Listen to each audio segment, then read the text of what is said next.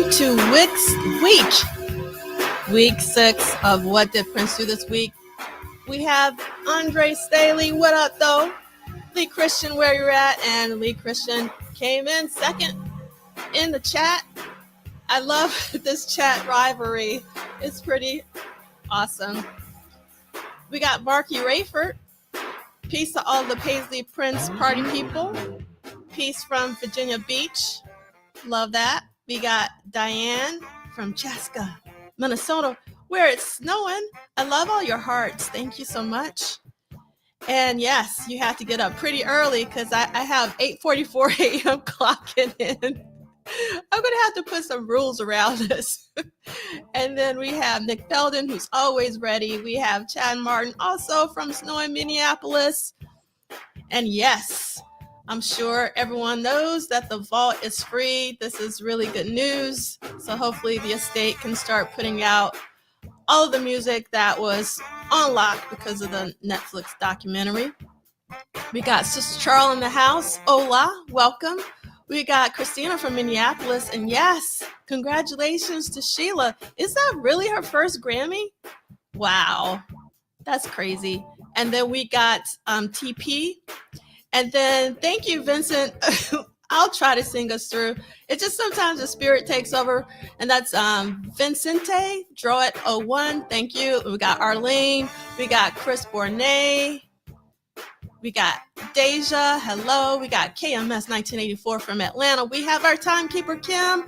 We have Audra, also an AT alien. We have Man Ray 10.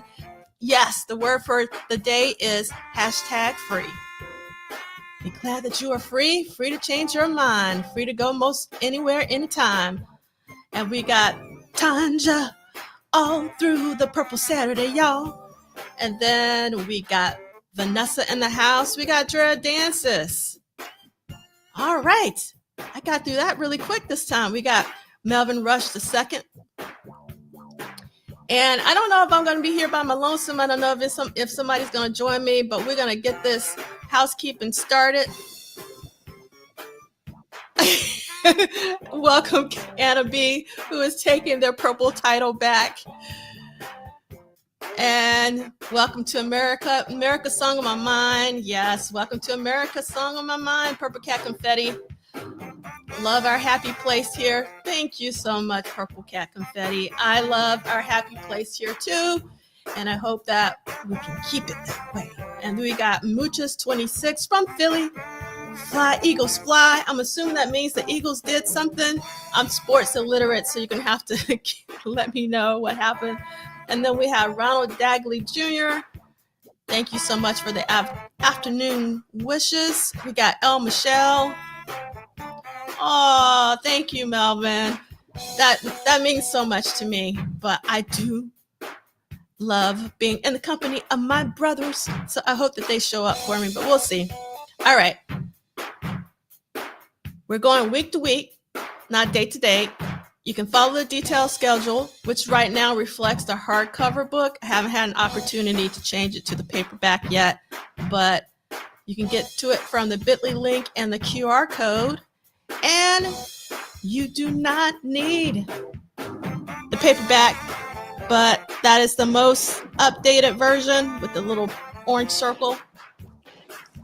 And, Kim, I didn't even know that the Super Bowl was tomorrow. So that lets you know how sports illiterate that I am. It's never on my radar. So my apologies for all the sports fans out there. I know that's probably blasphemous.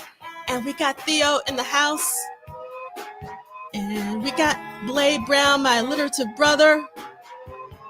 All right. So the Eagles are in the Super Bowl tomorrow. Thank you, Melvin Rush II. I really appreciate that. This is actually... We're going to get to it. It's the End of the World mix for 6 from Madhouse. And then we got, you know what? I should have asked the chat first to see who has their Madhouse card, but I was too quick on the draw. We got Heavenly Gains. Good afternoon, Purple People. We have Cassandra Bradley, another AT alien in the chat. All right. These will be archived at my YouTube channel at Polished Salad, as well as Michael Dean's YouTube channel at MDean. Please subscribe, like, help, and spread the word. Why? For Prince's work ethic. That's right. Prince was working like a job every single day of the week, and we want everybody to know that. It was not magic.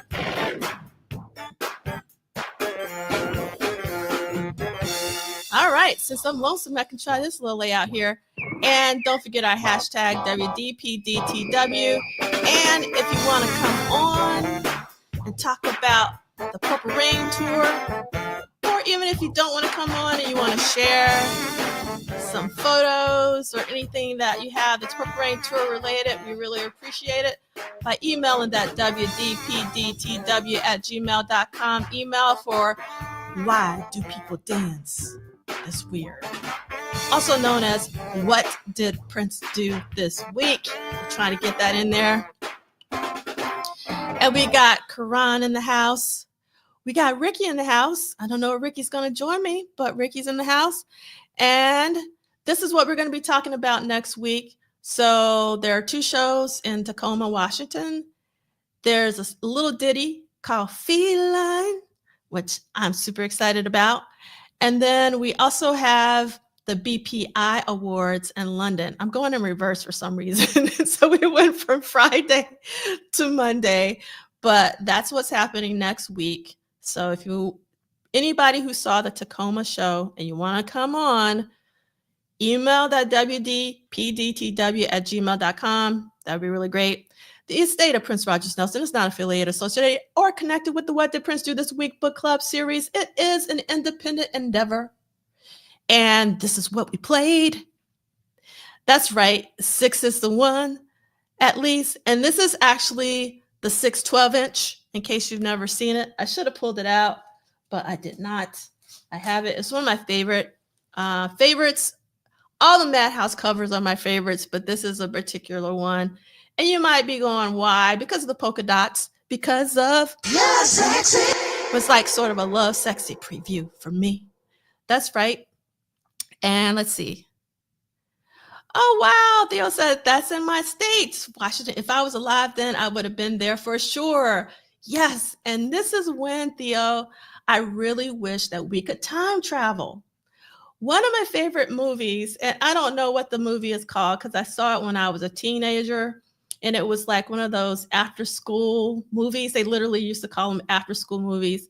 And it was about this young boy who put his feet in his grandfather's shoes. And as soon as he did that, he went back in time and was essentially his grandfather. And it was really awkward because it was in the period where he was dating his grandmother. So he was trying to keep the distance. But after seeing that movie as a teen, I was like, oh, I love this idea of time traveling. And I really wish that I could time travel back to when my grandparents were in their teenage years, but also, go back to see like Billie Holiday, see Jimi Hendrix. And now I would love to go back and see all those Prince shows that I missed. Yes. And the cover girls were great with definitely a pinup feel. And yes, Christina, I too love time travel and shows and movies. I hear you, El Michelle. They need to lower. Sometimes you can find them actually if you're in the right city, because they might not know what they are, but that's where you have to go crate digging. And I don't remember the name of the movie. It was an after-school movie, and it was actually it was a brilliant movie. I wish I knew, but I don't. Yes. This is so amazing, Dread Dances. Maybe one day somebody will figure out what the title of this movie is, because I would love to watch it again. It's one of my favorite movies. But I was so young and I did not know. All right. So let's get to our slide deck. So remember last week I told you that Vanity was at the American Music Awards and we saw her little head from behind all of the revolution. And I was like, that's not right, because Vanity looked amazing. And I just wanted you to see how amazing she looked during the American Music Awards, which were last week in 1985, January, on January 28th, on Monday. And then Here's one in color, doing sort of, the announcements for the award. Oh, yes. Thank you so much, Vanessa. I forgot. I wanted to point that out.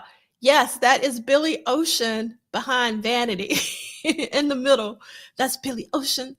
And if you're into Outkast, you know how Big Boy, one of his nicknames is Billy Ocean, and that's who the real Billy Ocean is.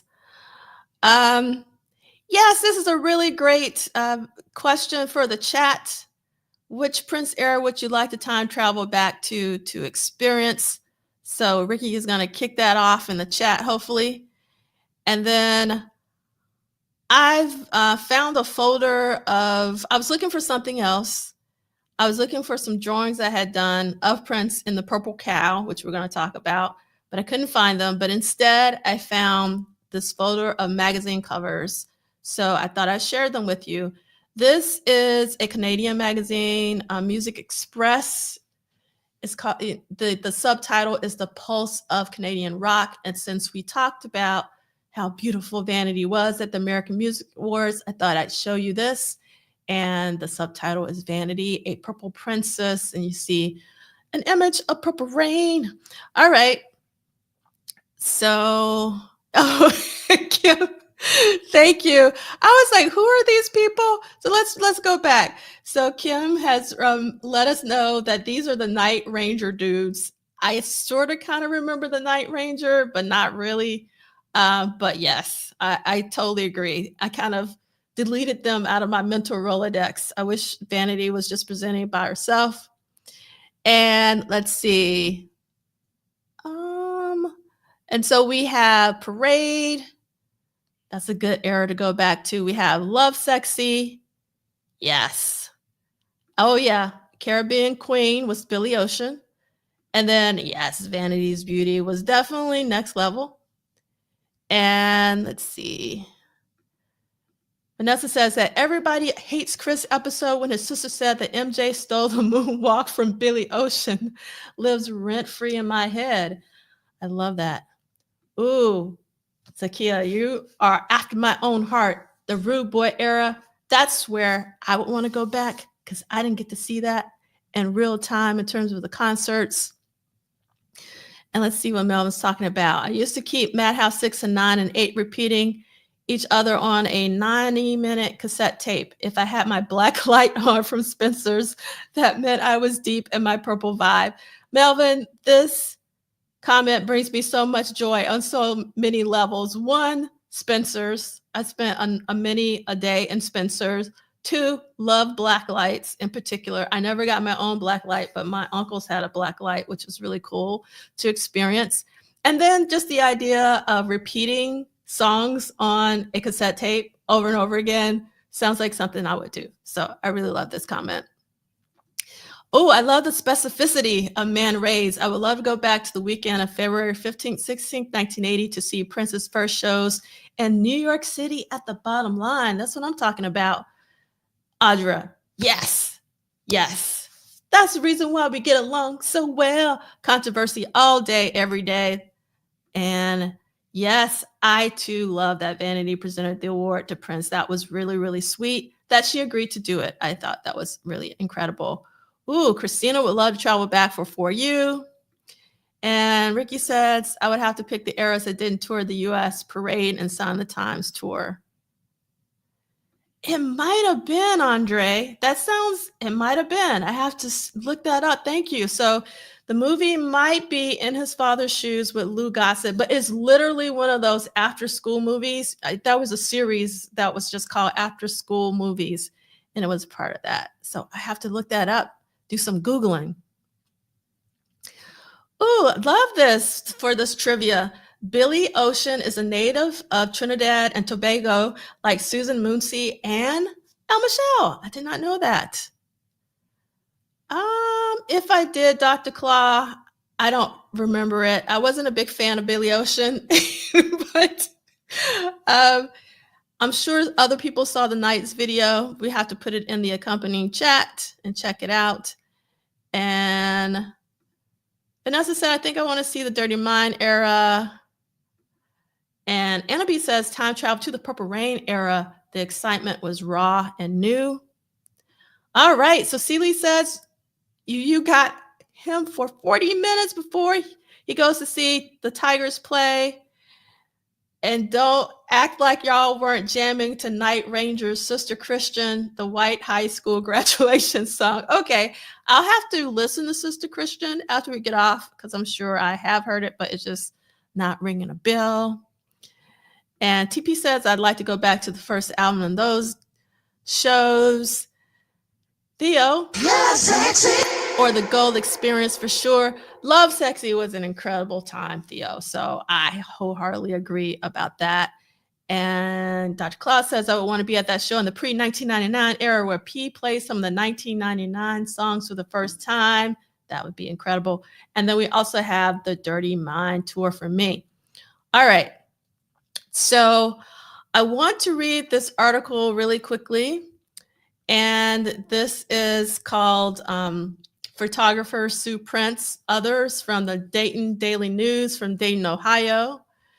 But before I do that, Anna B says, my favorite albums are For You and Controversy 2, The Foundation. Those are two of my very favorites as well. All right, so and this is from February 5th.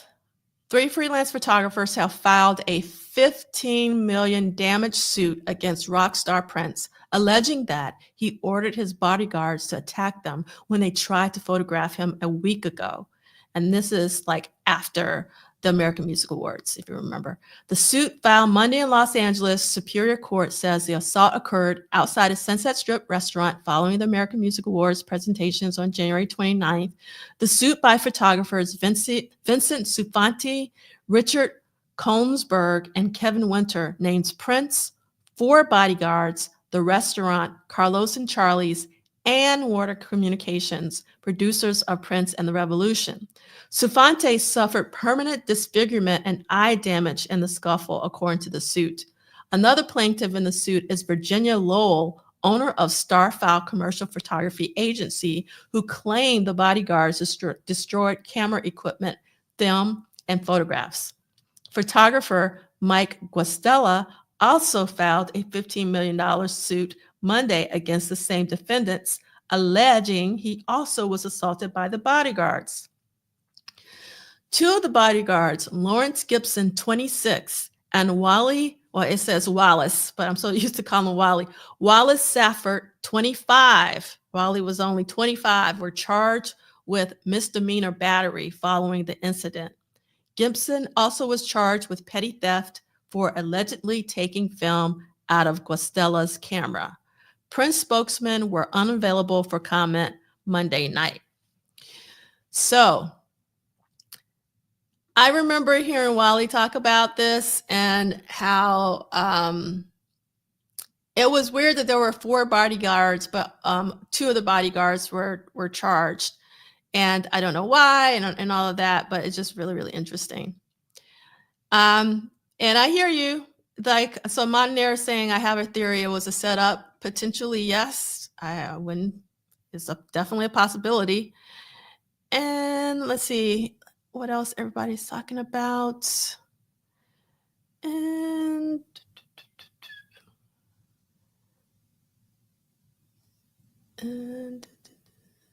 yes, Dr. Claw. Now, I wholeheartedly agree with you about this. I've been on a rant about this for a long time. I also think Controversy doesn't get its due as the album where so much of where the general public knows as Prince was established. Thank you. Thank you, Dr. Claw. I've been talking to my friends. I've been talking to other scholars, and they don't agree with me about this, but I still believe that. So thank you. It's great to see that. And thank you, Chris Bornay. I love this comment. What did Prince do this week? It's like time traveling through Prince's career, which is why I look forward to tuning in each week. That means so much to me. Thank you. All right. And then let's see.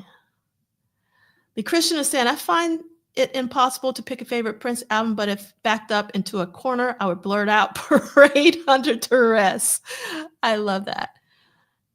Yes, Sakia. You should be mad because Wiley's book is actually my favorite book of all of what I call the Prince associates who have written books. Wiley's my favorite book. Yes, it's repetitious in some cases, but it's because he was very descriptive and he had a really great memory. So that's one of the reasons why I really loved his book. And it was really, I don't know, I won't go into it, but it's a really good book for sure. Yes, and Controversy is top tier. Yes. So I'm sure like Christina had a friend who was a bodyguard for Prince in his later years, and he had to be on the lookout for photographers and stop them because that's what they do. And thank you, C. Lee, for reminding us of that really important lyric from Hello. You call them bodyguards, but I call them my friends. I guess I'm used to having them around. All right.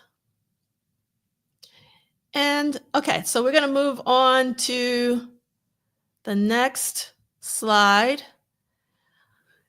All right, so what did Prince do this week? What we know, thanks Anil.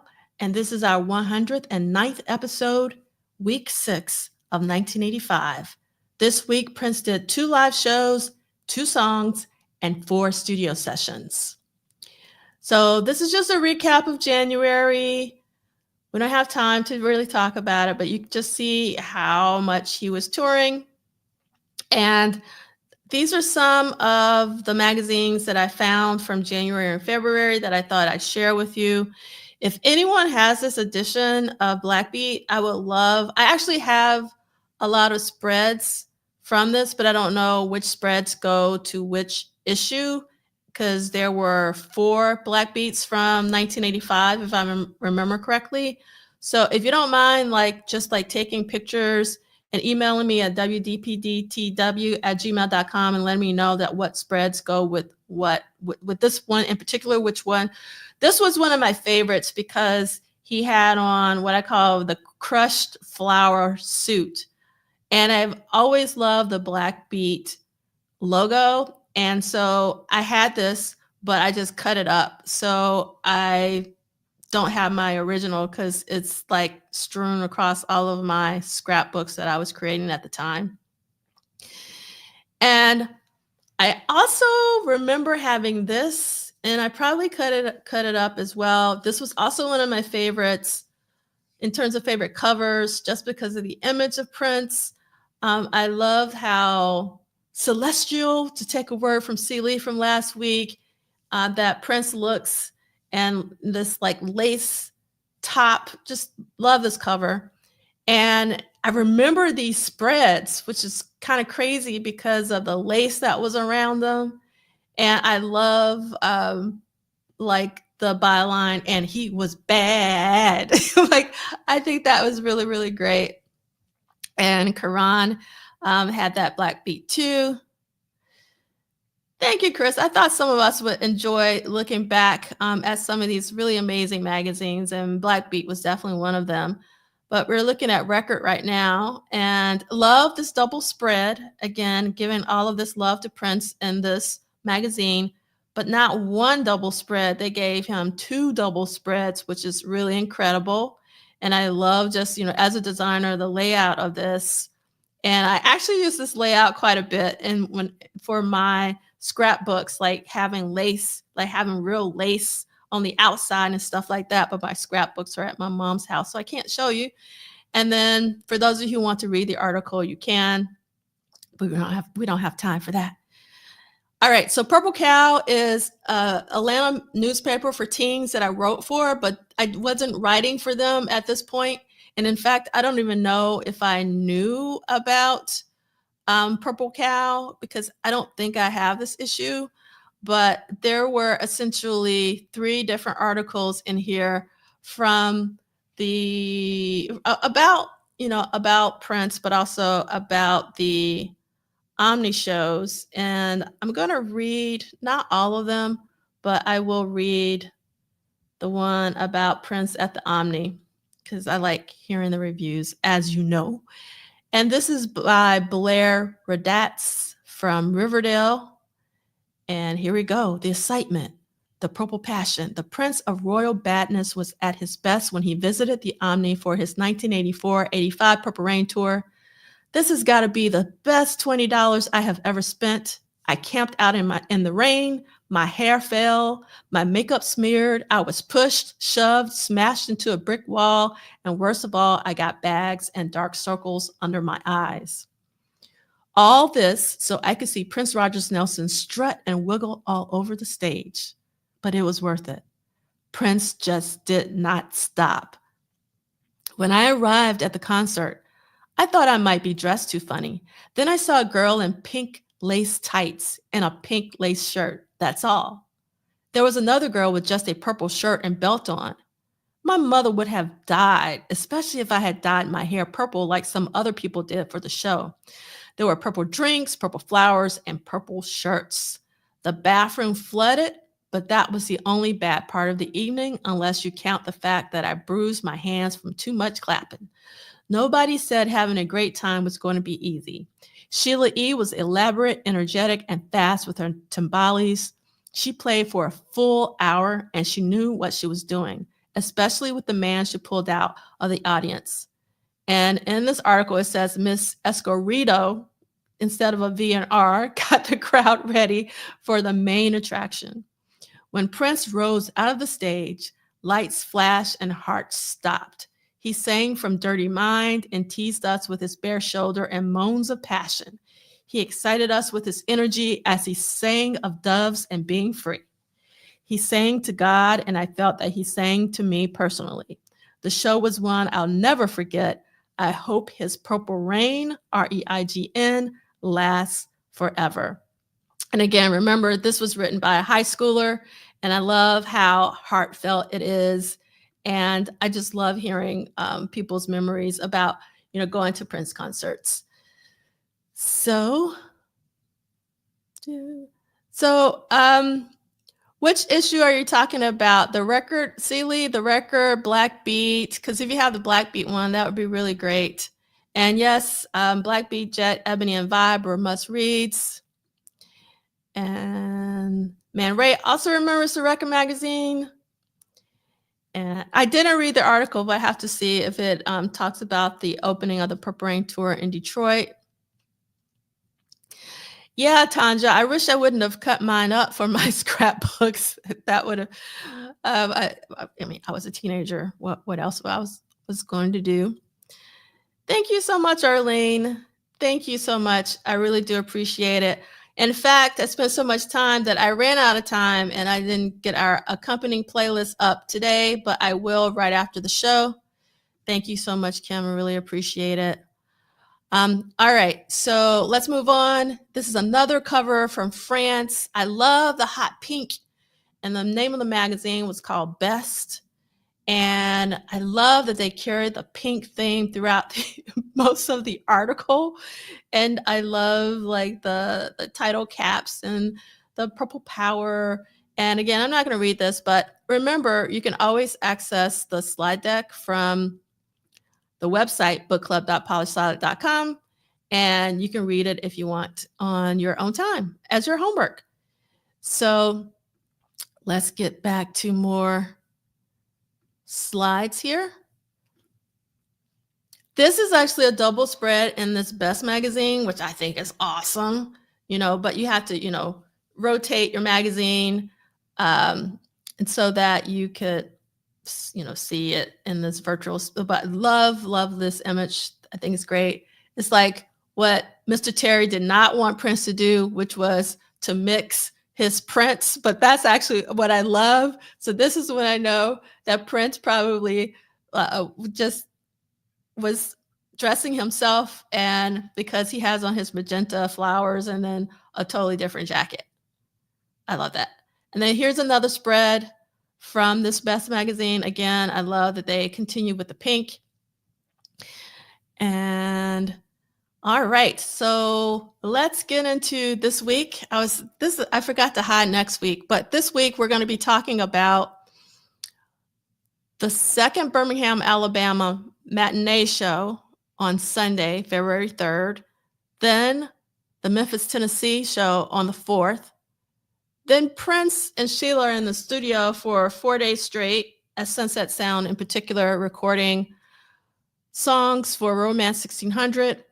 On Tuesday, there's Romance 1600, basic tracking, vocals, overdubs, and mix. And then on Wednesday, there's Romance 1600, the intro to the album, the basic tracking. But I don't really consider this like a song, so I didn't count it because it's just like 15 seconds right before Sister Fate. And then on Thursday, there's Toy Box, the edit, and then there's Bedtime Story, vocals and mix, plus the album Assembly. And then on Friday, one of my favorite songs from Romance 1600, Yellow, the basic tracking, overdubs, vocals, and then more of Romance 1600 album Assembly. And I think PP means Paisley Park, but I can't remember because I did that. So here we go. Here's another magazine from February, Jet Magazine, always one of my favorites. I actually don't remember this cover, so I don't think I saw this in real time, even though my grandmother was a subscriber for Jet for a very long time. So this is from February 1985, and you can see the double spread in here, and it says Prince and Strong bid for Grammy and Music Awards. I'm not going to read this, but you can in the playlist. And yes, Celie, I see. Black Beat might be one of the few I didn't cut up. Oh, Andrea Dances had that jet. Awesome. All right. Now, this is a weird cover. And I would be curious to talk to the editors of this magazine from the UK from February 1985 called Number One. Of all the things they could put on the cover, this is what they choose to put on the cover. And I thought I would share it with you just to show you that, remember, I told you my grandmother always said, every day is not a flower bed of roses. But they, the title of this is Exclusive Puppet Master Prince, the inside story plus amazing pictures. And they do have amazing pictures inside, but they chose not to put them on this cover. Just FYI. All right, so this is what it looks like in this Number One magazine. It's actually quite nice with the exception of this puppet master image with the color photography and all of that. And I was just like, really? But we're not going to go there. So what's interesting about this is that this is it's like a whole page dedicated to up at the top is like Des Dickerson, and there's more Des Dickerson in this part as well. So I love all the love that they're giving to Des Dickerson. And then here are more really awesome color pictures that they could have put on the cover, but they chose not to. And then we're going to move on. We're not liking this cover at all. Exactly. Yes, and weird. Okay, wait. So Vanessa is actually from the UK. So let's see what Vanessa says. If I remember correctly, in the UK, there was a show that had animated puppets where all celebrities were illustrated like that. I'll see if I can find the name of the show. I would love that. Oh, and Kim is also saying, oh yeah, that British puppet dude from Genesis, Land of Confusion video. Okay, so this was a thing. Oh, and Lee Christian says that's a puppet from the satire series Spitting Imps. That's the reason why I love doing What Did Prince Do This Week. You provide, everybody in the chat, you're so important because you provide the context that we need for around this. So Lee Christian said that's a puppet from the satire series Spitting Image. And KMS 1984 is saying that's a puppet from the Genesis video Land of Confusion. And let's see, what else do we have? And Lee Christian said everybody famous had a spitting image doll. And Lee is saying it was a sign that Prince was huge. And Lee is also from the UK, so that everybody understands the context. And so, yes, that was very helpful. I love you guys. You're so amazing. Thank you for that additional context. And Karan is saying, let me go back to that. that they had this jet photo in my high school locker, one of many. It made it into my senior yearbook. I love this comment, Karan. Thank you so much for sharing it. Thank you. All right. So we're going to go on to the next magazine that I found in this folder, and it's Quebec Rock, which is also Canadian. And this is from the February 1985 issue.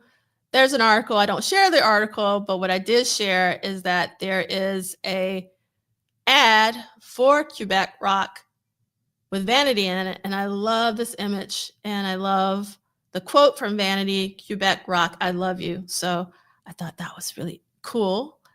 And then this is another magazine from France from February 1985. I don't know how to pronounce French, but it's a French word in cinema. So I'm not even going to try, but I really love the spread. I've always loved this image. And, you know, it's from the I Would Die for You, Another Lonely Christmas. And as a designer, I think it's a really cool spread. And then here's more. I love the image that they chose to the left. And we're not going to read this article, but if you want, you can read it later. And here's more of the spreads from this February 1985. And then here is a newspaper from Tucson, Arizona called the Arizona Daily Star. And I just love this pencil drawing that's in here. It's really beautiful. And it's especially because I'm going to show you another one. And I was hoping to share some of my Prince drawings from when I was a teenager, but I couldn't find the digitized version in time because I ran out of time this week. Thank you. So let's go back so that I can pretend that I have a little culture. So Kim has let me know that is Lebdo Cinema. Thank you, Kim. You are the best. Thanks, Celie. Have a great time at the game. All right. So I just want to read one little thing from this article, The Genius of Prince, in this Arizona Daily Star. And it's by M. Scott Skinner. And it says, a couple of months ago, the students at Catalina High School voted Ronald Reagan Man of the Year for the 4th time. Prince came in second. Just want you to sit with that for a little bit. All right. So compare this drawing to this drawing that I found from the Democrat and Chronicle, which I think is Rochester, New York, but I couldn't verify that. So if anybody can, let me know. And this is from Sunday, February 3rd, 1985.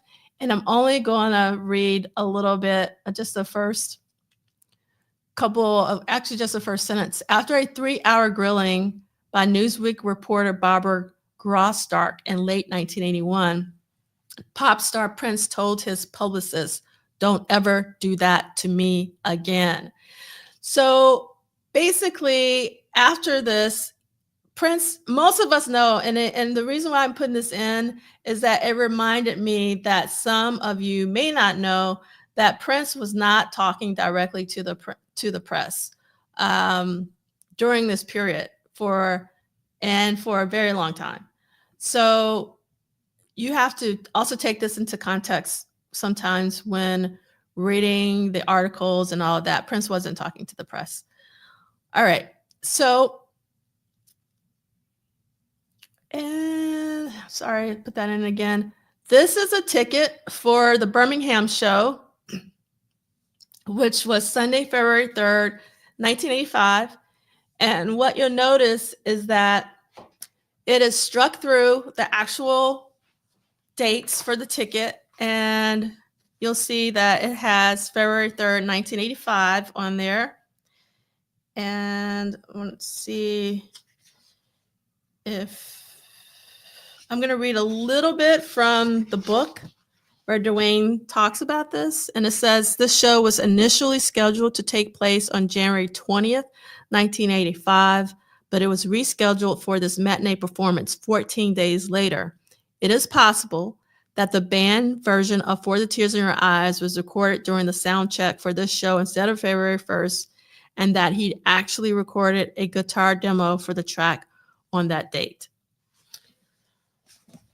So here are some more tickets from this Birmingham show, and what you're seeing to the right is one of the flowers that fell from the ceiling during the Purple Rain concerts. So you can see the flower without the stem, just to get a feel of, what the flowers were. I wasn't on the floor, so as a little person, because I was like, I was like 13. I just assumed that they were real flowers, not knowing that they were fake. So I have this vision that they were real flowers in my head, but they were fake flowers, obviously, because it would be too cost prohibitive to have real flowers, but I can dream. And it's interesting that in the lyrics to Around the World in a Day, the outro goes, a government of love and music, boundless in its unifying power, a nation of alms, production, sharing ideas, a shower of flowers. So during the Purple Rain tour, he was recording Around the World in a Day, a lot of these songs. And so perhaps that's where he got a shower of flowers from. And Mara, you're never late. Welcome. All right. I love some of these comments, but I don't want to go back. All right. So Prince returns for encore, but sellout crowd doesn't. Now, I looked hard and long for an actual review from this Birmingham show, but this was the only thing that that was given to me, and I couldn't find anything else. So I wonder what's up with that, because I was like, I looked at all of the Alabama newspapers, because for the other Birmingham show, there were articles from like Montgomery and all of that, but like this is the only thing I found. So it says, with the exception of a curtain that wouldn't open and a guitar that wouldn't squirt, Prince's concert yesterday in the Civic Center Coliseum was identical to his January 19th show here. About 12,000 people, 6,000 less than the sellout crowd at the first show, attended the 90-minute encore matinee performance, which also featured Sheila E. and Prince's band Revolution. That's what they have in here. They say Revolution without the D. Prince was 3/4 of the way through his opening number, Let's Go Crazy, before the roadies managed to tug the curtain up. About 75 minutes later, during Baby I'm a Star, a guitar that was supposed to squirt water at the audience merely dribbled. So that was all that I got for the Birmingham show. But in Wax Poetics, and I do have this issue, and hopefully you do too. It's a really great issue. There is a lot in here about Prince. This was the Wax Poetics 10th anniversary issue that was released in 2012. And there are a couple of, there's actually, this article is really, really long that I'm going to read from, but I'm not going to read the whole thing because we don't have time for that. And I'm just going to read the part where it's about the Birmingham show. And this is a interview with Alan and Gwen Leeds called, let me hold on one second. Oops. It's basically called Behind the Purple Ropes, Prince of the Revolution. And this is another spread. I always love this photo from Alan Bolio because he looks so mystical. Obviously, this is the inner sleeve, 1999. And everyone should know this is another Alan Bolio shot. So really great spreads. And I love the feel of this paper. And this was one of my favorite images, also Alan Bolio. And this is basically the image to the right of this article that I'm about to read. So Yes, Blade Brown. That's right. Somebody got docked that night. That's what I'm talking about. Yes. Oh, and Tanja's saying it's back in stock. So this is back in stock for Wax Poetic. So it seems like you can pick this one up. That's incredible. Highly, highly recommend. Yes, yay for the 1999 photos, and they were definitely iconic. All right, so let me read this really quickly because it's important. I am going to take my time with this one. And I'm not going to read this whole page, just the last two and then the next page. This is Gwen Leeds, who is Ammon Leeds' wife, who also worked for Prince. Before that Birmingham show, all we were worried about was the weather. An ice storm was cooking, threatening the highways and airports between us and our next stop in Memphis. We had chartered a Delta 727 for the band and crew, but as usual, Prince planned to ride his bus. When you put the whole entourage together after a show, almost 100 people, we could be a pretty boisterous bunch. Prince hated those flights. Alan. Prince's driver was pacing about, suggesting that he really shouldn't be leaving early with an empty bus to avoid getting stranded by the storm. We debated that wisdom, knowing that Prince would disapprove. The one thing we all agreed on was not to tell him anything until we made a final decision. I think that's a good tactic. As Chick had taught me, and I'm going to go to the next slide.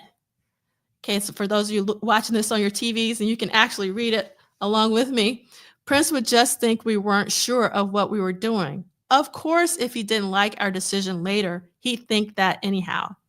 Showtime, and suddenly the weather was the least of our problems. The set typically began with what's called a reveal, the band in silhouette behind a curtain that dramatically disappeared at the downbeat of Let's Go Crazy. The downbeat came, but the curtain didn't. The curtain mechanism stalled about knee-high off the stage. The song was nearly over before the crew finished manually and clumsily gathering the bulk of the truss above.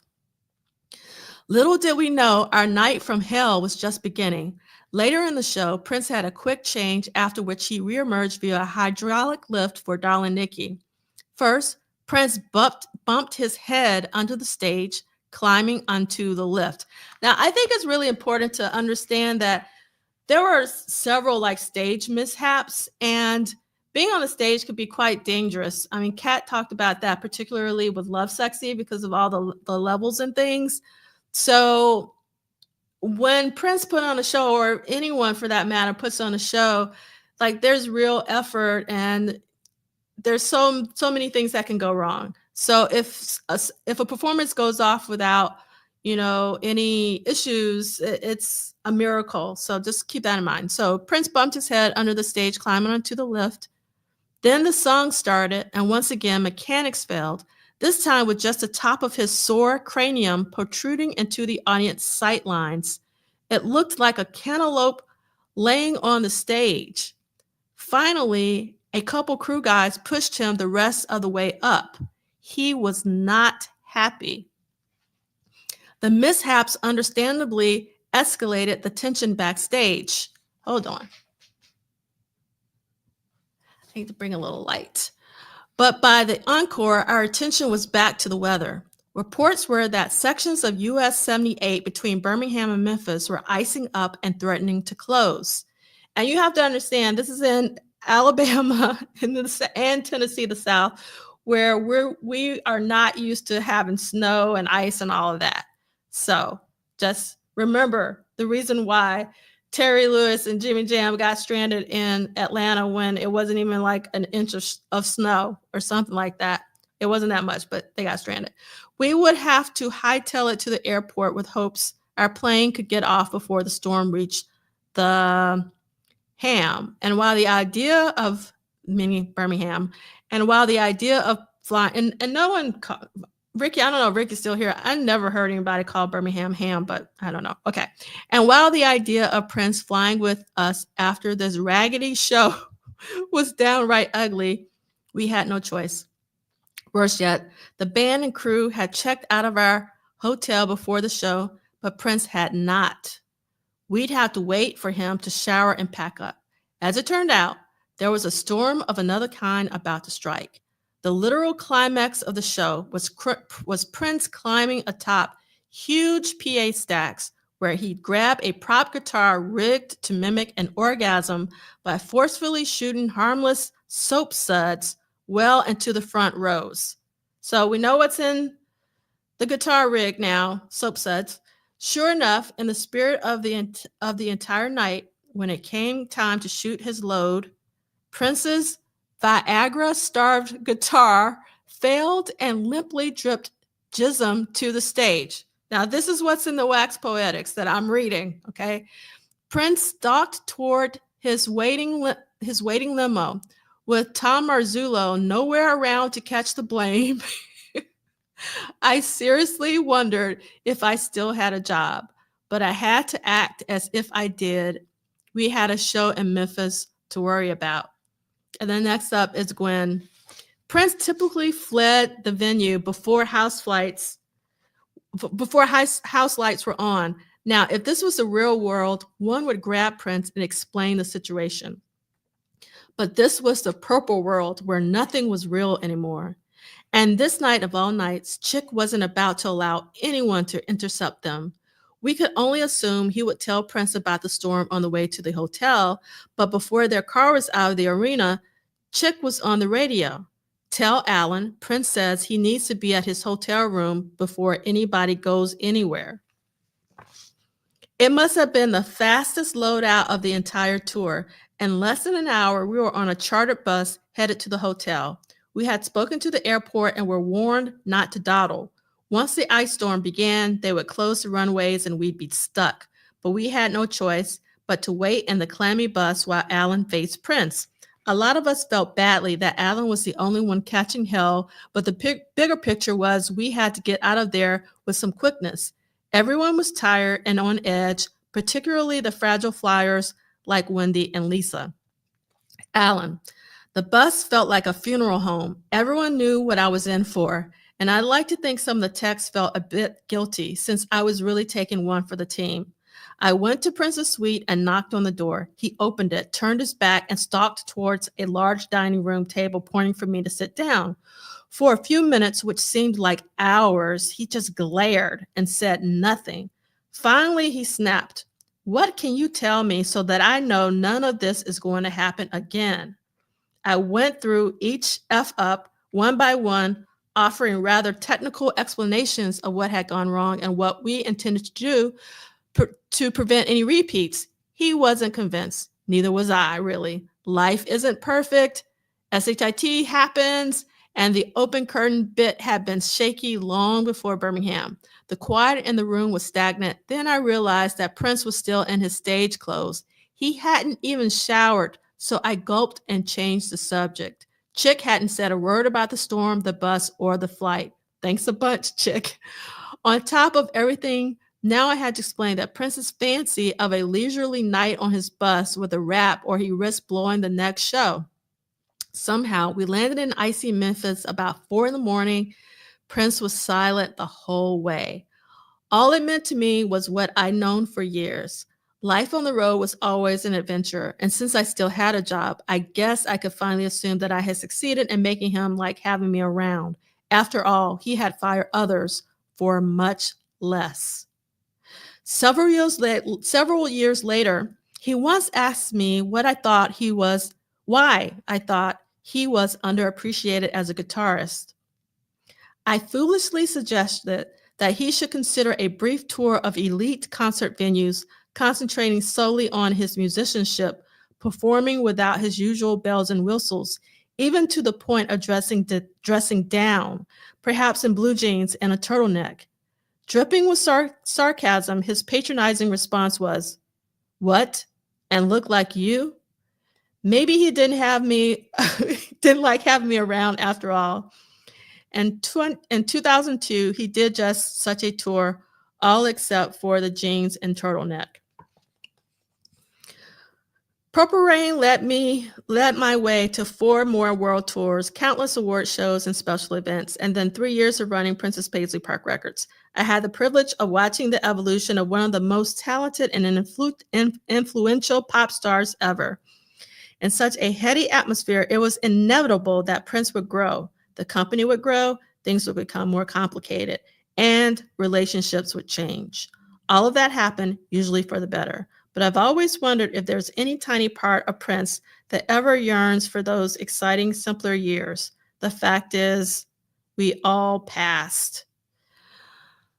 I don't know what that means. The fact is, we all passed. I guess that means that that they did a good job. I'm not sure, but I really wanted to take the time to read this because I think it's really important, and just also to let you know, like, everything that can go wrong with the show almost did with that. And let's see, Lady Crab Driver says, I remember meeting Annalise at Pace Park during the taping of Rape until the year 2000. Amazing. And let's see what Chris is saying. Thank you for sharing that article, D'Angela. Many of us have the perception that he was a musician who never made mistakes, but he had to deal with mishaps like the rest of us mortals. Exactly, Chris Bornay. Thank you so much. And let's see if I miss anything. Yes, Dr. Claw, I so wish I had someone else to read this because I just hope my voice doesn't give out on you. So we will see. All right, let's continue on because we got a lot to cover. And if you want to read the whole article and you don't want to buy an issue, it's actually online. And you can, if you go to the website for our book club and you go all the way to the bottom to the slide deck, a lot of the images actually take you places. And if you click on this, it will take you to the digital online version of this article for Wax Poetics. And if you don't want to do that, you can just type in the URL that you see at the bottom. And this is cool that you got to chat with Alan at the Family Jam. Amazing. And I'm sure you have a lot of amazing stories about that whole experience. And let's see.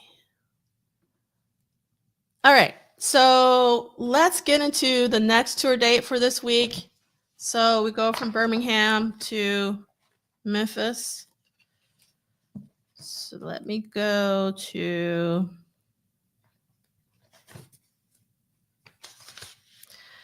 all right, Monday, February 4th, 1985. And in the paperback is page 44 if you want to follow along in your own book. So venue, Mid-South Coliseum, Memphis, Tennessee, one of my favorite cities in the States. Capacity, 11,800, sold out. Prince and the Revolution had now been on the road for 3 months. Gotta take these off. Even though I have bifocals, they're not working for me today. And because it's dark. It's dark and hell is hot. That is a DMX album. Okay.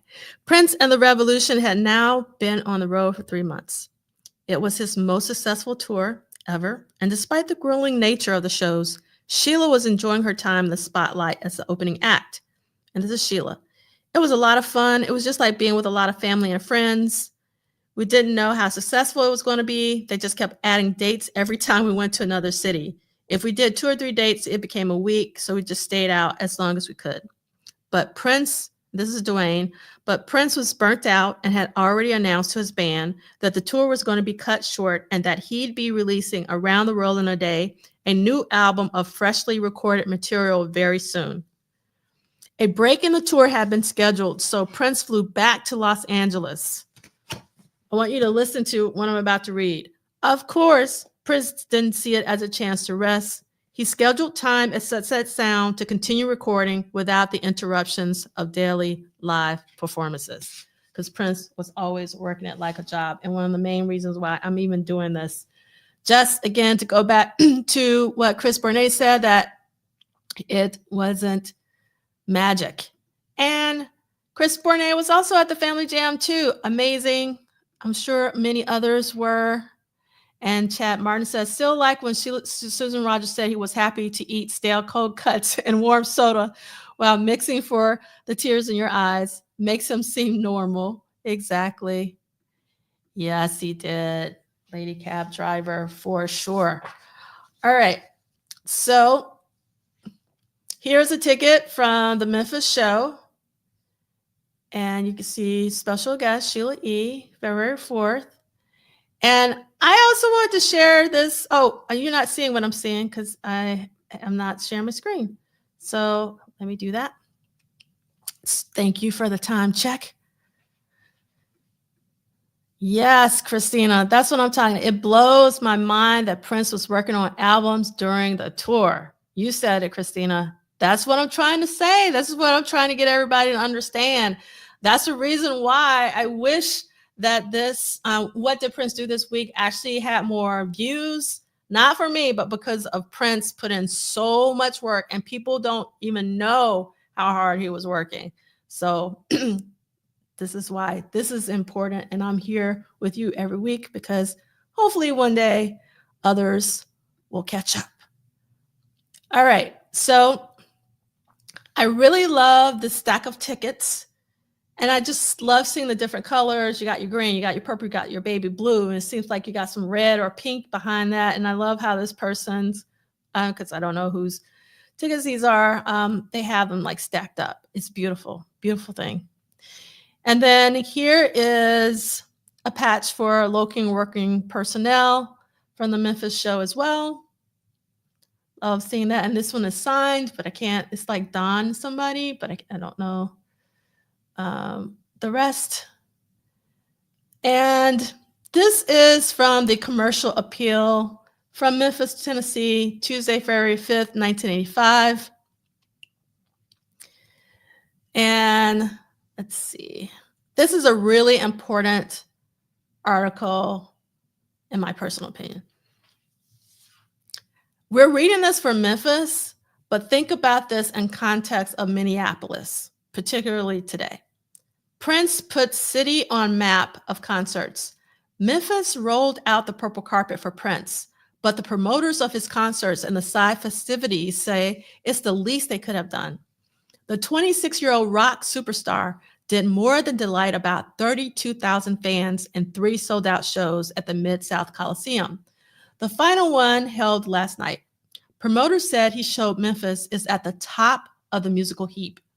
Big concerts, like big sporting events, attract attention to a city, said promoter Fred Jones. The excitement over Prince wasn't just a regional thing, it was a national thing, a universal thing. People are going to wonder why Prince played this market and not Nashville. Prince brought more attention to Memphis than even the biggest concerts usually do, according to Davis Tillman, entertainment director for Beale Street Development Corporation. Tillman said the concerts in Beale Street earned a spot on music television, the cable music video channel, MTV. MTV brought Beale Street to a younger audience who probably didn't know what the home of the blues was, Tillman said. Both Jones and Tillman said it was the performer's personal decision to bring his shows to Memphis instead of Nashville. When he came to Beale, he especially wanted to see the historical film at the Old Daisy, Tillman said. So, let's see. All right, we're going to move it on because I got my time check from Kim. So we're going to go back to our books and we are going to turn to page 45 if you have the paperback. And let me go here. All right. Tuesday, February 5th, 1985, Romance 1600, tracking, vocals, overdubs, mix, Sunset Sound Studio 3. I can't do it. 3 p.m. to 2:15 a.m. 3 p.m. to 2:15 a.m.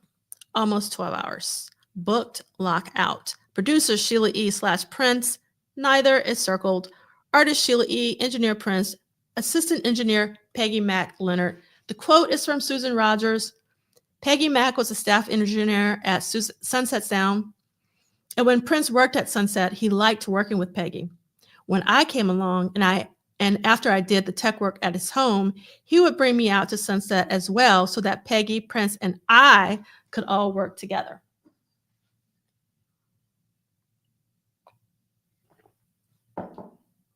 Okay. A 9-day break of the tour found Prince in Los Angeles to continue work on Sheila's second album in a familiar and comfortable place. Since 1981, when he worked on his controversy album through 1999 and the Sessions for Purple Rain and his upcoming Around the Rolling Day album, Prince considered Sunset Sound his home in Los Angeles, and Peggy Mack was his main engineer. I loved working with her. It was just nice, reflected Susan Rogers. She was and is funny, and she knew things I didn't know. I knew things she didn't know. Prince was such a difficult taskmaster that it was nice to have someone take the slack. We got along well. And this is Peggy. I liked Susan a lot, and I was happy that there was somebody to help so that I could actually go to the bathroom if I needed to, or grab something to eat, and somebody would take over. Like I wish I had someone taking over for me with the reading today. Michael Dean. And to Prince, every album had to have a proper title track. I'm just kidding. To Prince, every album had to have a proper title track. At this point, her album was still being called Toy Box.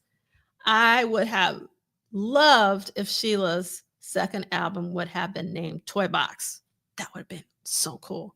But following the tour stop in New Orleans, the tone shifted. After seeing the Mardi Gras Mask and a screening of the Milos Forman film Amadeus, the look and style of the album changed, so an appropriate tune was written to reflect that decision. Starting at 3 p.m., Prince created a basic Lin LM1 pattern and had it filtered through a flanger, giving it a different flavor than the usual drum sounds he'd been using. Flanger. I don't know if it's flang or flying. I don't know. When I think of Prince and all the percussion and drums he and I did, it really boggles my mind, reflected his drummer, Bobby Z. And this is Bobby Z. He was a very proficient drummer, especially in the studio. The studio was a blank canvas for Prince, and the drums were no exception. There were no rules for how to record drums, but the beat was always front and center. A lot of the drum tracks were recorded in a very unorthodox way. And of course, the super advantage he had over all of the musicians that played for him was that he heard it all in his head and could play your part. Having said that, he loved to be challenged, but only if your ideas were good. And again, that was Bobby Z. He followed the drums with a keyboard riff similar to one that he'd eventually revisit for his 1991 hit, Diamonds and Pearls. Over the next several hours, Prince wrote the lyrics and recorded his scratch vocals for Sheila to follow. She added her Latin flair to the track with a variety of percussion instruments, likely including a shakir, I don't know if that's if I'm pronouncing that correctly, bongos and castanets. Sheila probably recorded her vocals on this date as well. Later in the session, Prince wanted to add saxophone, so he requested Eddie M drop by the studio. I played after everything was recorded, recalls Minifield. He would have me hang out close by, so if he needed me in the next 2 to 3 hours, he'd call the hotel and have them bring me over. Once all the elements were put to tape, the last 2 hours was spent mixing the track, and 3 TDK C60 cassettes were made of the song. Status, Romance 1600, 3 minutes and 53 seconds, 3 minutes and 57 seconds with extra talking at the end of the song, was released as the title track on Sheila's second album. All right, let's see what you guys are talking about in the chat. Let's see. All right, so we're going to keep it moving. And next up is Wednesday, February 6th, 1985, page 46. And this is Romance 1600 intro, tracking mix, Romance 1600 album assembly. And that is Romance 1600, Toy Box, Bedtime Story, A Love Bazaar, Sister Fate, Dear Michelangelo, and Mercy for the Speed of a Mad Clown in Summer. The order is unknown. Sunset Sound, Studio 3, 2 p.m., 10 a.m. to 10 a.m. Booked, locked out.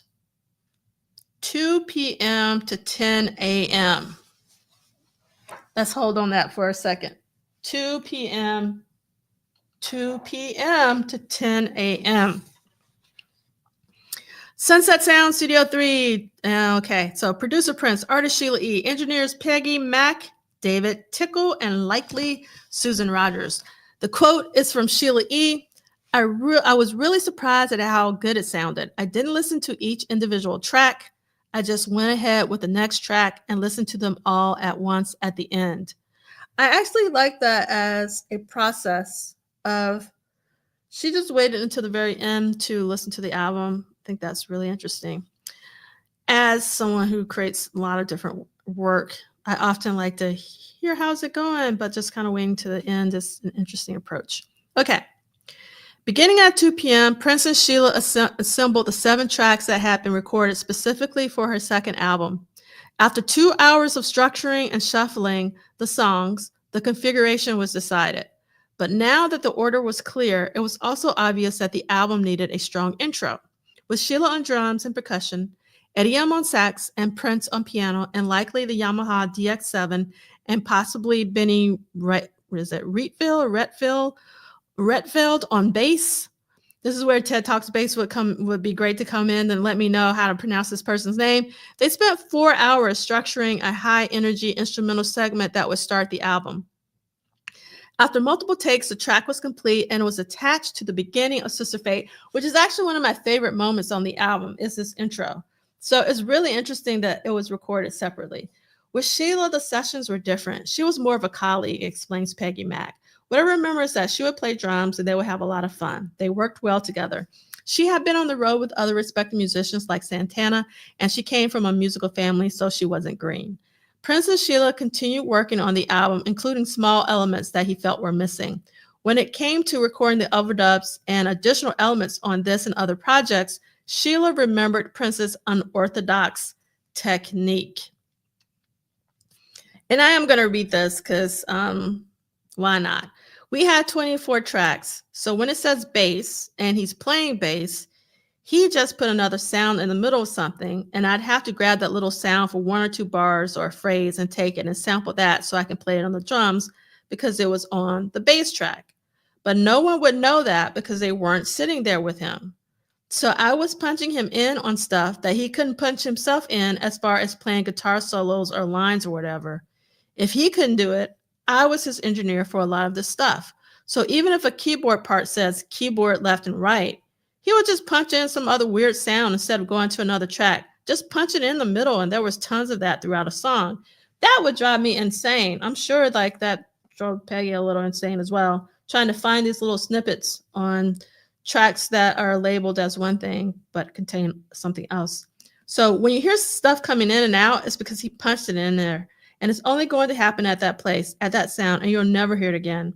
He didn't find a space. He just punched right in. All right, so that was Peggy. As always, Prince was focused on the music and not anyone else's mood. Music energized him, but it could also drain those around him, especially if they weren't involved in the recording, as Eddie M. recalls. They had me hang out a while, and I started to get very frustrated because I really wanted to go home because everyone else got a break, and I was kind of being a little pissed about it. If I'm going to sit here, I need to do something, or you need to send me home. I'll come back.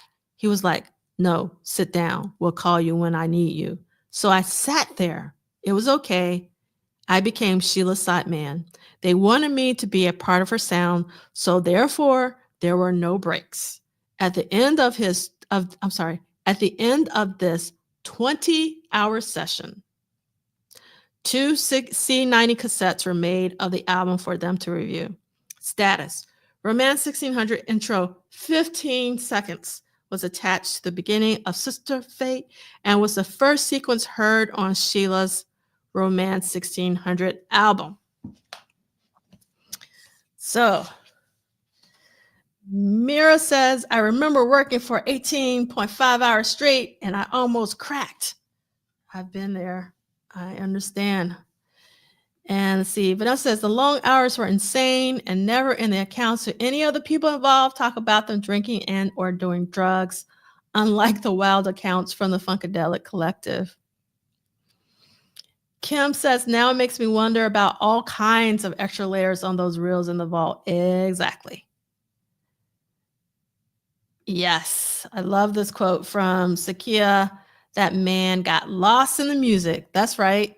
he basically got into the flow. And there's a really good book about flow in the creative process by Mihai Csikszentmihalyi. It's a very long name, but just it's like one of the best books on this concept of flow. All right. Yes. Okay. And let's see. We're going to go on to our next slide here, which is just basically a continuation of Thursday in the book, which I am going to read because it's about Toy Box and bedtime story. All right. Toy Box edits, bedtime story, additional Sheila vocals mix, Romance 1600 album assembly, Sunset Sound Studio 3, 8:30 p.m., 4:30 a.m. Booked, locked out. Producers Sheila E, Prince, Neither is Circle, artist Sheila E, engineers Prince, Peggy Mac Leonard, David Tickle, and Susan Rogers. This is a quote from Sheila E. Prince doesn't care about what it sounds like as far as miking things, and taking the time to make it sound good is what you play from the heart. Love this quote from Sheila. For sequencing an album, you have to have a lot of extra sources at the ready. Susan Rogers details about the process. You'd have to have sound effects on vinyl or sound effects CDs a little bit later on. You have to be ready to do crossfades. You have to have at least 3 1.5-inch stereo machines because it would have been 1/4 inches in the earlier days. So you had to have your multi-track ready, and you had to have your 1/2-inch tapes ready, and you had to be ready to patch in to do crossfades and also to record brand new pieces that might be used to sequence those things together. And he'd say, hey, put up an empty 14-inch reel. And I've heard Peggy Mac say whenever he would say, fresh tape, she knew that she was going to be in for a very long session. Although scheduled to start at 6:30 p.m., Sheila and Prince didn't show up until 2 hours later. Prince decided to start shuffling the order of the compilation as well as tweaking some of the songs, specifically Toy Box, which was edited down to 5 minutes and 36 seconds. Various crossfades were done once the new order was decided. Additional work may have also been completed on Bedtime Story. Susan remembers that Prince would have a cassette of the assembly dubbed, so he could just drive around and live with it for a little bit. When he'd return to the studio, he'd lock down the order that he wanted. Sequences would come together, and then often when we were pretty sure it was a good sequence, we'd take it to Bernie Grundman at Grumman Mastering. And Michael Dean actually interviewed Bernie Grundman, so I'll make sure that I put that in the accompanying playlist. He'd press sides, just acetates. Then we listened to them for the quality of the mastering, but also to just live with them as a sequence. And then sometimes Prince would change his mind. The session wrapped up at 4:30 in the morning, but apparently Prince still wasn't satisfied with the content and structure for the Romance 1600 album. And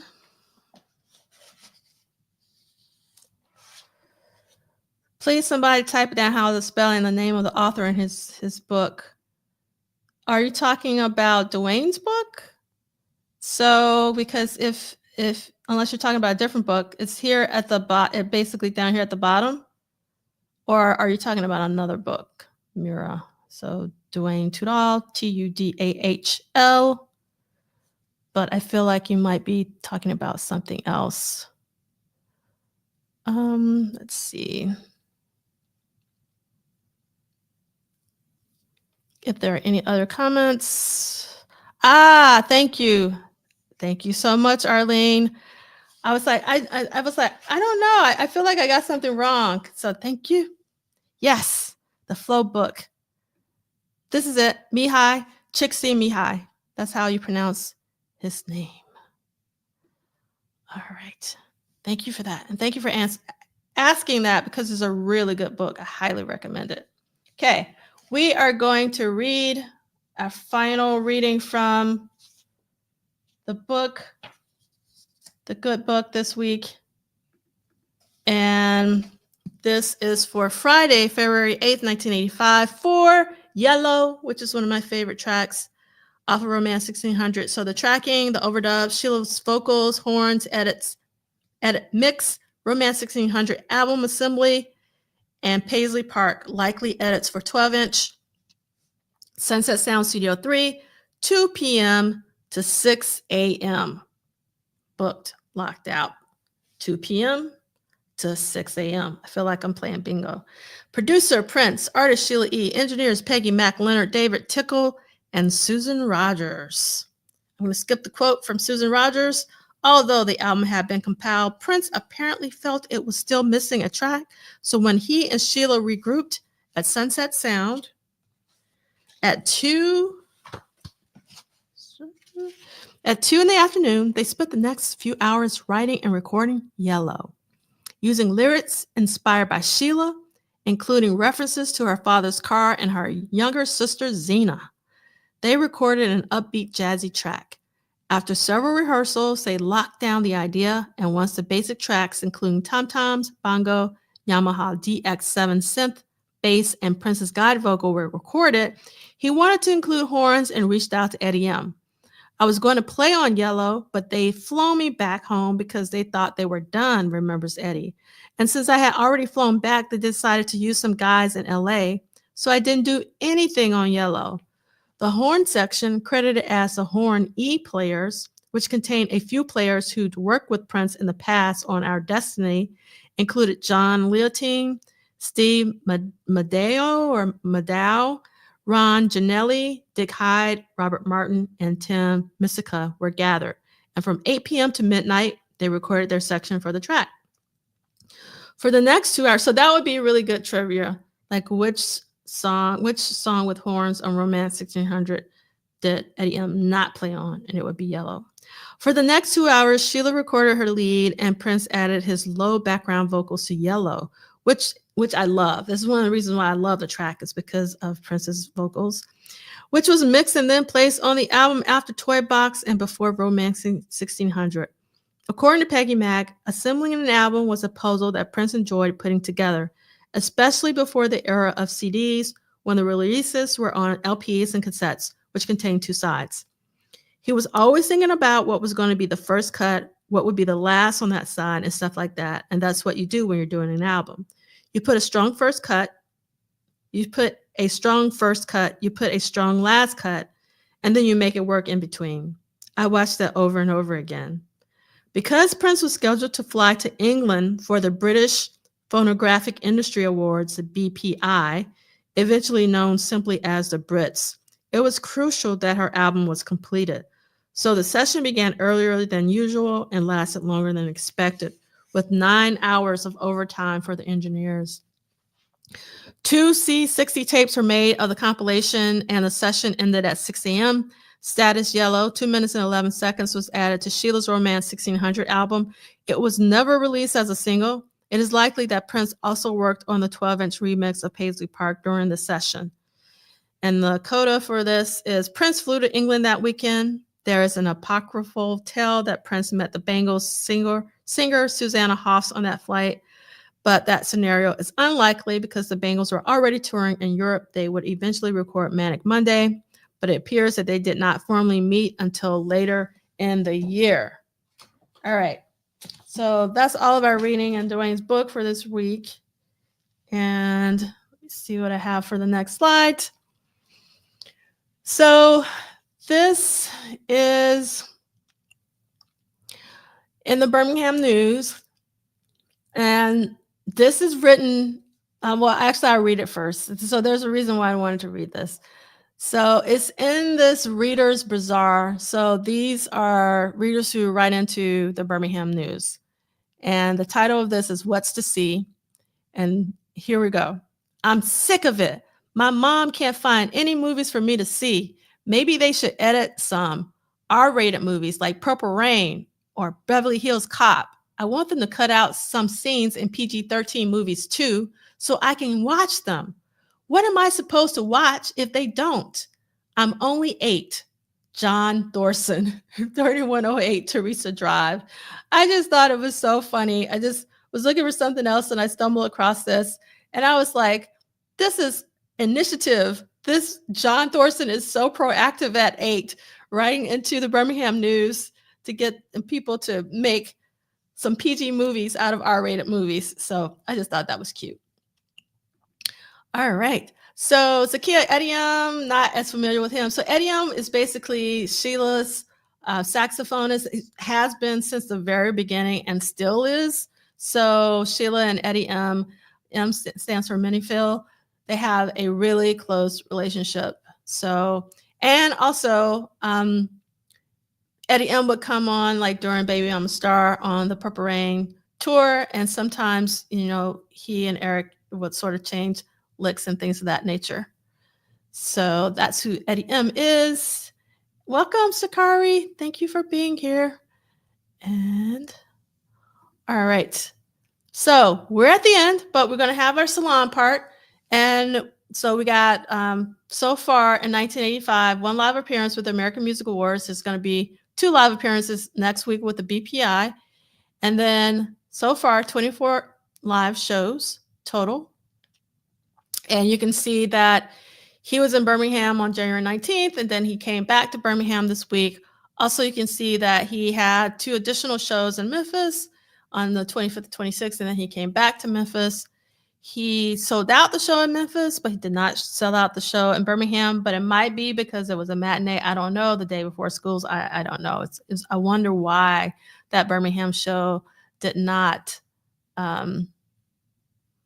sell out.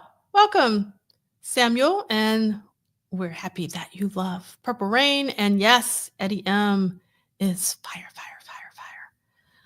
All right, and in terms of 1985 so far, there are 10 new songs and 16 studio sessions total. So these are all the songs, and they are all for Sheila E, with the exception of, and all for Sheila E, and more specifically, Romantic 1600, with the exception of For the Tears in Your Eyes, which was for the We Are the World album. All right. So I want to remind everyone that on February 13th is the premiere of the Sly Lives documentary, which I'm really looking forward to on Disney and Hulu. So, and Questlove directed it. So I'm really, really, really, really, I know it's going to be amazing, just based off of the SNL music documentary that Questlove also did.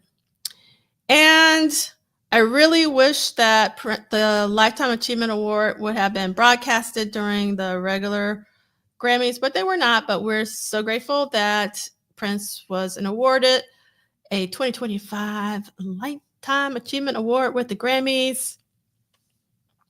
That was awesome. And we're so sad that Duane and the Diamonds and Pearls Super Deluxe box set did not win the Grammy, but it was nominated. And so we're so proud of Duane for being nominated. Can't take that away. Now Duane can say Grammy nominated. And also, I'm really grateful that the Diamonds and Pearls hopefully gets some more love since it was nominated, the Super Deluxe, because it needs to be talked about more. And Sheila won. She didn't win for the Best Tropical Latin Album, which I was hoping that she would, but she did win for Best Global Music Performance for Bimba Kalora featuring Gloria Estefan and Mimi Sukar, if I'm saying that. Yes, for sure. Our Arthur is Grammy nominated, and yes, Duane should have definitely won.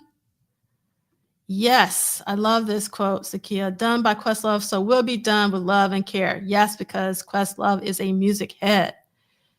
Definitely want to check out the slide doc. Yes, Kim, the second Birmingham show was a matinee. It was like 4 p.m. on a Sunday, though. Yeah, so yeah, it is very cool that Sheila won her first Grammy for, yes, an amazing album. And Duane is definitely a winner, and we definitely want to congratulate Sheila E. She's still doing it after all these years. She's still amazing after all these years. So yeah, well, there were other people who got nominated for the Lifetime Achievement Award, and I haven't watched the Grammys in years, so I don't know how they handle that. That maybe that's what they always do with the Lifetime Achievement Award, but it seems so weird that it's not on the main televised proceedings, so I don't know. Wow, yes, because she got nominated for The Glamorous Life, because it's been 40 years of Glamorous Life, so yes, it's been 40 years since Sheila's last Grammy nomination, which is crazy to think about. Yes, Andre and Jimmy Jam were there to accept the Princess Lifetime Achievement Award, and Jerome was there too, from the pictures I saw. And congratulations to Michelle Ndegeocello for winning for Best Alternative Jazz Album, but Andre 3000's New Blue Sun was also in the same category, and I really wanted Andre to win one of the ones he was nominated for. The other one was Best Album. He won neither, but I just love this photo. And if you watch, I've only watched Michelle's acceptance speech because I would wonder, like, did she have on Andre 3000 when his sweatshirt when she accepted the award, or did she put it on after she got it? But I realized she had it on when she accepted the award, which is like so cool. And that to me just shows how much love and respect that they have for one another. She actually opened for Andre when he was in New York last year in one of two performances. Two appearances, because he appeared earlier in the year at this amazing church in Brooklyn, which was my favorite. And then she opened for him at BAM. And actually, she came back on stage during the performance and did some vocalizing. I thought she was going to come back with the bass, because I was like, this is going to be interesting to hear Andre 3000's New Blue Sun with bass, but no, she came back and she was like doing vocal work, but it was incredible. I really loved when she came back, and I hope that they actually collaborate in the future. That would be so amazing. So we're grateful that Michelle won, and her latest album, No More Water, The Gospel of James Baldwin, is phenomenal. Don't get me wrong, it is phenomenal, and she so deserves it. It's just that obviously Andre 3000 has my heart, and also I have been listening to New Blue Sun ever since it's come out, and it has not left my rotation. In fact, it's as if it was released in 2025, because I've been playing that more than I've been playing anything still. So for me, it's a really good album.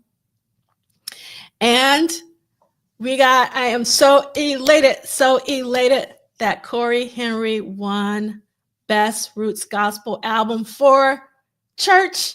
That's the reason why I have my church on today. You can see my Corey Henry, my church t-shirt. I'm so grateful that he won. And that's the album cover in the bottom right-hand corner when Corey was a little person playing the organ, and he could play, because there's video of that on YouTube, and I'll add it to the accompanying playlist.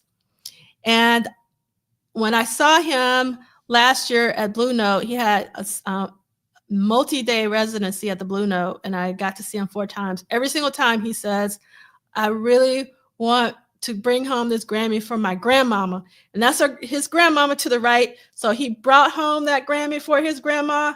I am so thrilled that she was able to be there to witness it and accept it, because she's actually on the album with him as on church, as well as like Raphael Sadiq. It's an incredible album. So I hope that you'll check it out. And this, so you can see grandma's fit. She was looking amazing. I love this blue on her. And you can also see the church t-shirt that I have on. And Corey Henry was clean. Look at him looking so happy. I am so delighted that he got this. I just can't say anymore. So I don't know. So Church is the name, Mira, of his album that was nominated and won for Best Gospel Roots Album. And so actually, Mira, sometimes what Corey does is he'll perform at churches for his foundation.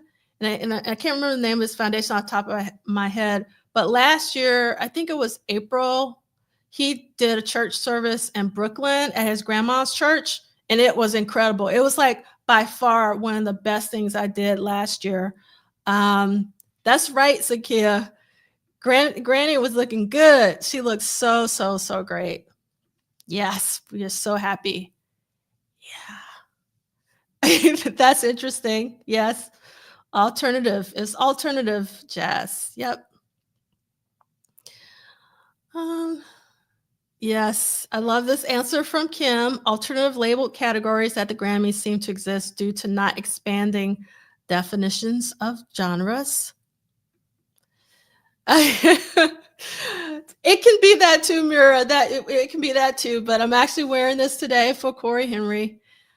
As you know, if you've been watching What Did Prince Do This Week for the past couple of years, I talk about Corey Henry all of the time. He's one of my favorite living musicians. And I had this last week because we talked about P. Fluid of 24/7 Spies, who passed away. And it's one of my favorite songs. It's called Grandma Dynamite. And my grandmother was dynamite. And I love this lyric. My grandma's dynamite taught me everything I need to know about life. So I'm sure Corey Henry feels the same about his grandmother.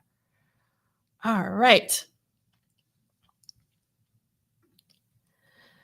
Also, Willow, which A Pathogen is one of my favorite albums from last year. That reminds me, I still haven't put out my favorite things because it's been crazy in the world. I've been sick, but I'm still going to do this. And even though it was nominated for Best Engineered Album, as well as Best Arrangement, Instruments, and Vocals, Big Feelings, it won neither. So it's also disappointed by that. But again, at least it was Grammy nominated. And I was the most disappointed. I was really hoping that Andre would win the Album of the Year. But I'm okay that Beyonce won for Cowboy Carter.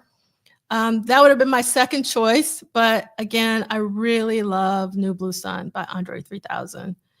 If you feel stressed out, that is sort of the album to go to. It really helps me be calm and centered. I play it all the time because I need it all the time. All right, Purple World. Again, don't forget about Jeremiah. If you can, please donate to his GoFundMe. And if you can't, just reach out to him and say a good word. I don't know if Troy still has the GoFundMe. I don't know if he switched.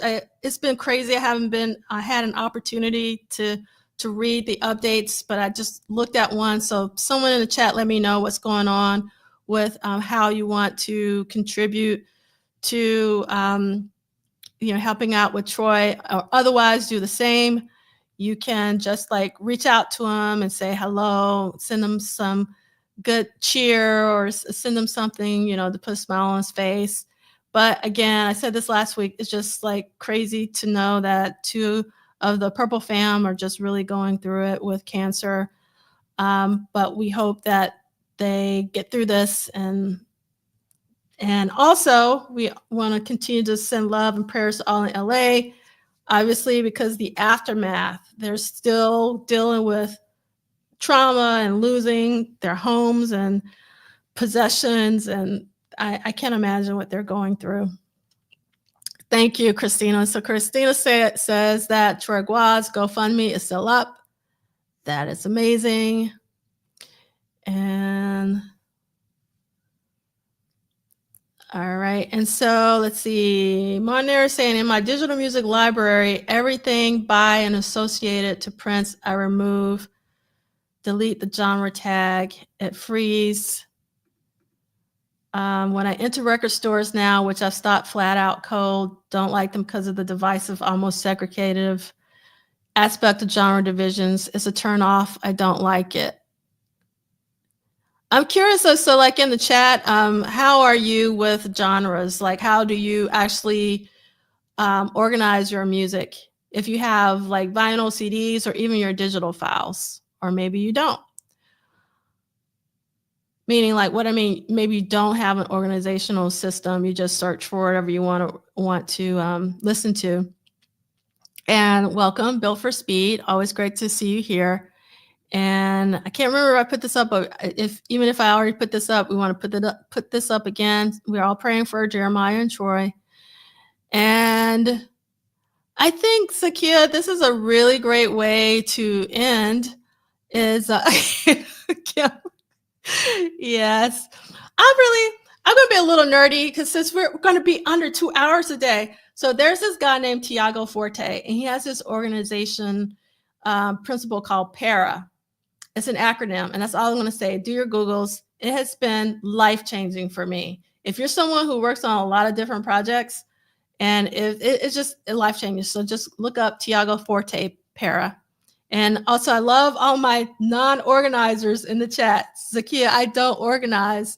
Let's see. And then I make playlists that reflect the mood, upbeat songs, contemplative songs, by title, by artist, don't care for genres as well. That's EA.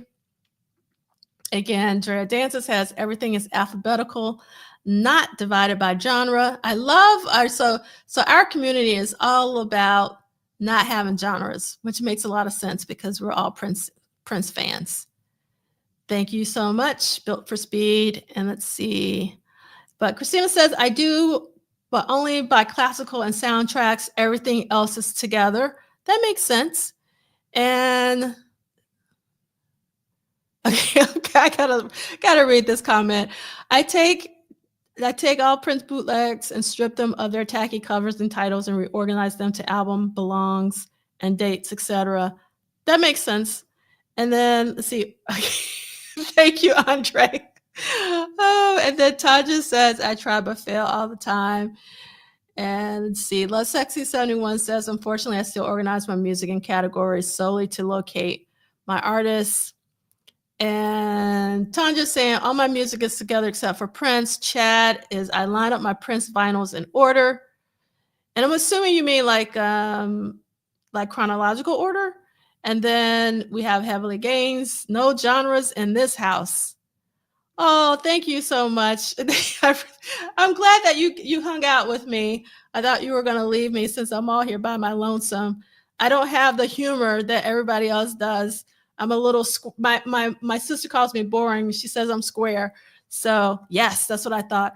Chronological order, and Blade Brown as well, chronological. Otherwise I get distracted easily. And let's see. Oh, I love this. I organize my music by the mood I'm in. All right. Okay. So I'm going to see if I can find this comment that was way back, and I probably won't be able to find it. But oh, I love finding this one. My grandmother was dynamite too, Drea Dances. That's awesome. Yes, El Michelle, you must check out Corey Henry. And I love that you did not put an E in Corey, because there's no E in Corey. A lot of people do that. So that way you can find Corey Henry. And here we go. This is what I wanted to find. Oops, that's not the one. I clicked on the wrong one. Okay, the vault is free and no more sketchy talk. All right, I'm going to say this. So I am happy that the state has come to some understanding with Netflix, and because it always frustrated me that the Netflix documentary sort of tied up all of the footage and the music. So now the vault is literally free, and hopefully the estate will start releasing some more unreleased footage. Or what I really want, I've always wanted, was concert footage. Like that is what is most important to me personally. So I hope that we'll be able to see more Prince live, because there's nothing like Prince live, and that's what I want. So hopefully we'll get more of that. And oh, Andre, his name is Tiago Forte. It's kind of, let me actually create a banner and put it up, because it's a weird name. And I'm gonna do that. So that's it. It's Tiago Forte, and the name of the system is Para, and it's for your digital files. It's really, really cool. Yes, Dread Dances is with me. Bring on the concerts. That's what I'm talking about. So I do have a friend. Oh, yeah. So Chris, if you're really interested, Tiago, if you do your Googles on YouTube, he has a channel and he has a playlist for Para. There are 4 videos in it to get you started while you wait on the book. And you have to tell me how you love it. It has been transformational for me. And I've read a lot of books about productivity and organization. I'm sort of, I won't go into that, but yeah. And all right, we got a Free the Montreux shows. It's specifically 2009. Then Love Sexy 71 says, I was riding with the estate regarding that Netflix controversy. I'm glad they will make their own doc about Prince instead of the controversial one. And let's see. Oh, thank you. I love this, Anna B. Nerdy squares are the new cool. I love that. Thank you so much. You just gave me a little pep in my step. I appreciate you so much. And oh, yes, Blade Brown. Just Free the Second Coming. Yes. Built for Speed has, I hope they release a full after party show at Small Club. Now, I have a friend, actually, I have a couple of Prince friends who say that Prince, why are we so needy? Prince gave us a lot of music. Have we even listened to all the music that Prince has already given us? Why do we want more? It's because, first of all, like Prince is amazing, as we know, but there's certain shows, concerts I haven't seen. There's certain like after shows I haven't seen. What I would love more than anything is to have the rehearsal footage that is not Purple Rain, because we've gotten some Purple Rain rehearsal footage, but it was still with the Purple Rain rehearsal footage. It would be great to actually hear it because, you know, it's been edited to like Nothing Compares to You and things of that nature. But like rehearsals is again where I live, where my little purple heart lives for sure.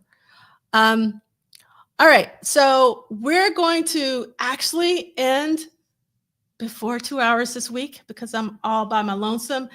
I definitely have to give a very special shout out to all of you in the chat for staying with me, even though I was by my lonesome, but I was not by my lonesome because you were here with me. And I so appreciate you and everything that you put in the chat, particularly Lee and Vanessa about that UK magazine. I was like, I don't know what's going on here. This is weird. So we cleared that up. And I hope that you will return next week. And hopefully I'll have somebody with me. We will see. Have a great day, everybody.